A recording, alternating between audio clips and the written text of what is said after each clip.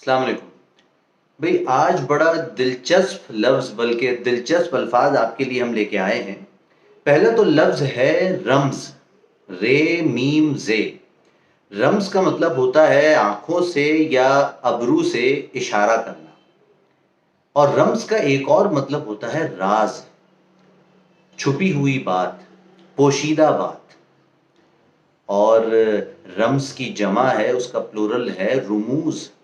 रुमूज़ का मतलब भी इशारे होता है, छुपी हुई बातें, राज़।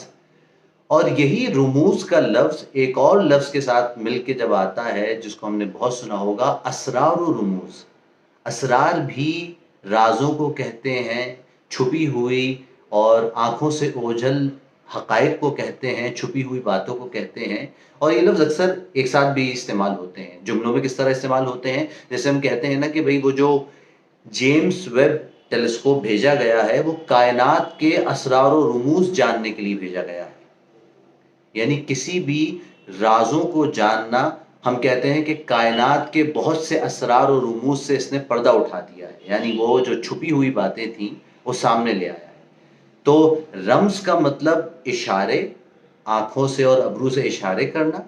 इसी तरह हम रम्ज़ को एक और जगह इस्तेमाल करते हैं, रम्ज़ व किनाये की ज़बान में उसने ये कहा, यानी इशारों में उसने ये बात कही मुझसे। लेकिन रम्ज़ का एक मतलब छुपी हुई बात और राज़ भी होता है, और रुमूज़ इशारों को भी कहते हैं और राज़ों को भी कहते हैं। और जब रुमूज़ का लफ्ज़ असरार के साथ आए तो उसका मतलब बिल्कुल यही है कि वो सिर्फ़ हक़ाइक़, छुपे हुए हक़ाइक़ और छुपे हुए राज़ों की बात हो रही है, असरार व रुमूज़। तो ये थे आज के अल्फ़ाज़, कल कुछ नए अल्फ़ाज़ों के साथ आपके सामने आएँगे। बहुत शुक्रिया।